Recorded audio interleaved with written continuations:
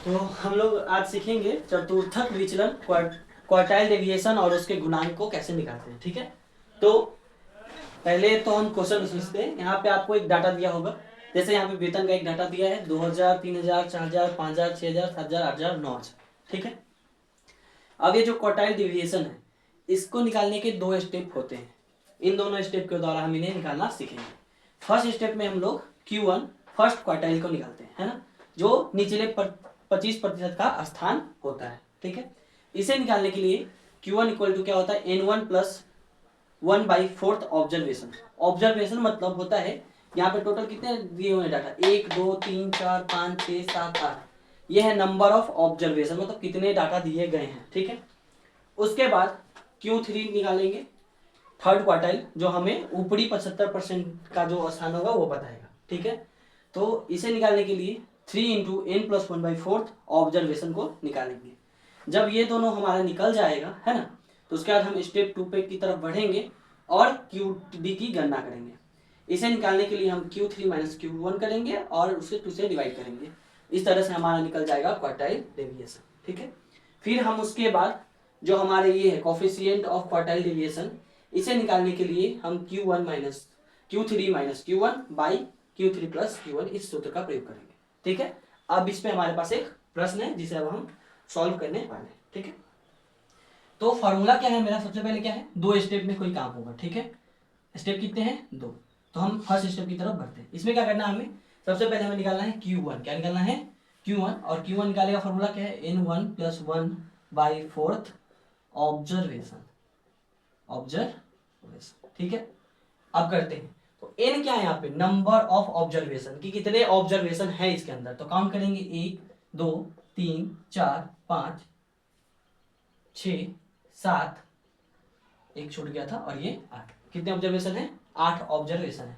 ठीक है, तो नंबर ऑफ ऑब्जर्वेशन 8 प्लस 1/4 हो गया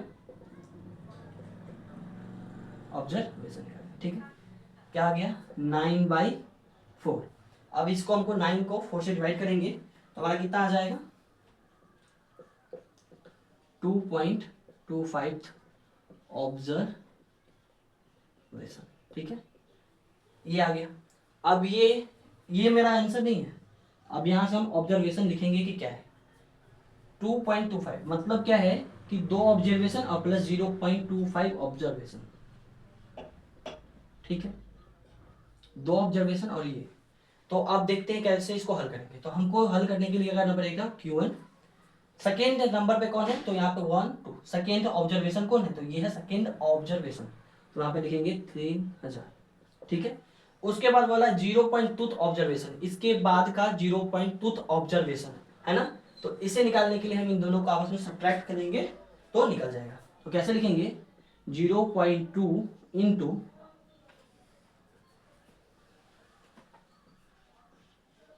4000 माइनस 3000। ठीक है, अब इसको अगर आप सॉल्व करेंगे तो क्या आ जाएगा, 3000 प्लस 0.25 गुने 1000। ठीक है, तो आ गया 3000 प्लस क्या आ जाएगा, 250। तो क्या आ जाएगा, 3250। इस तरह से हमारा Q1 निकल गया। इसी प्रकार हम अब निकालेंगे Q2। क्या निकालेंगे, Q2 को भी निकालेंगे। ठीक है, तो पहले हम इसको इरेज करते हैं।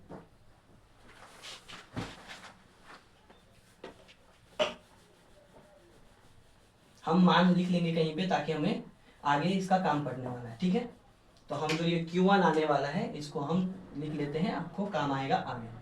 कितना आया था, 3250। अब हम लोग निकालेंगे थर्ड क्वार्टर, Q3 निकालेंगे, है ना।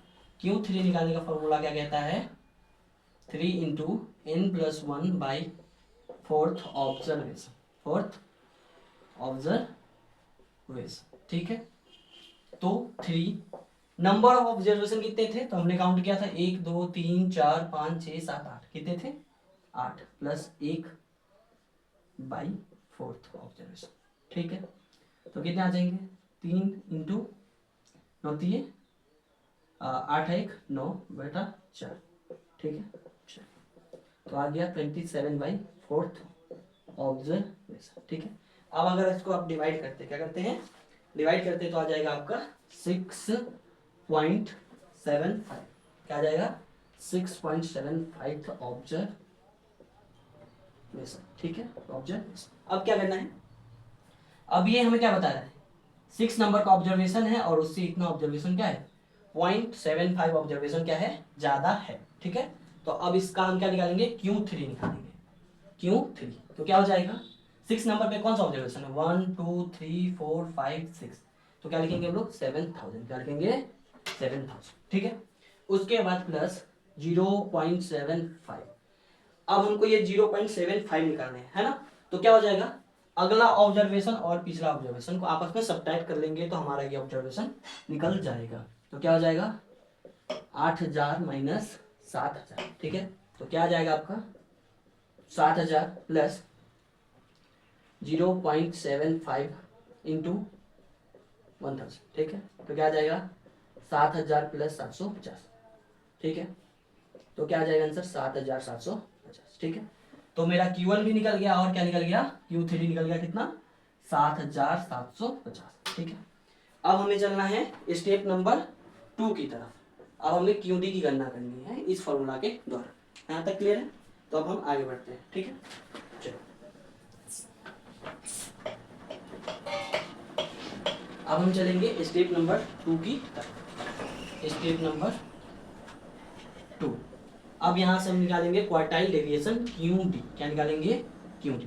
QD इक्वल टू क्या होता है Q3 minus Q1 by 2। Q3 का कितना आया था वैल्यू हमारा 7750 माइनस 3250 बाई 2, ठीक है। अगर हम इसको सब्ट्रैक्ट करते हैं तो हमारा कितना आ जाएगा 4500, ठीक है बाई 2, ठीक है। इसको काटेंगे तो कितना आ जाएगा 2250, ठीक है। तो इस तरह से हमारा QD कितना आ गया 2250 आ गया, ठीक है। हमारा क्वार्टाइल डेविएशन निकल गया। अब हमें निकालना क्या है कोफिशिएंट ऑफ क्वार्टाइल डेविएशन, मतलब कि चतुर्थ विचलन का गुणांक क्या होता है, ठीक है। अब गुणांक निकालने का फॉर्मूला क्या है, तो अब इसको करते हैं पहले, इतना हो गया। अब हम निकालेंगे गुणांक, क्या निकालेंगे गुणांक, है ना। चतुर्थक विचलन का गुणांक कोफिशिएंट ऑफ क्वार्टाइल डेविएशन, ठीक है। कोफिशिएंट ऑफ क्वार्टाइल डेविएशन क्या होता है Q3 minus Q1 by Q3 plus Q1। Q3 कितना था हमारा तो 7750 और ये कितना था 3250, ठीक है। चलिए हम अब इन दोनों को क्या करेंगे सब्ट्रैक्ट करेंगे। तो पीछे हमने सब्ट्रैक्ट किया था तो कितना आया था 4500, ठीक है। अब हमें इसे ऐड कर लेना है 7750 3250 0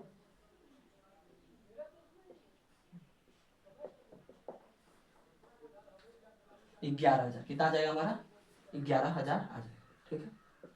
तो हमारा ये आ गया 11,000, ठीक है। चलिए अब इसको अगर हम डिवाइड करते हैं तो कितना आ जाएगा 45/110।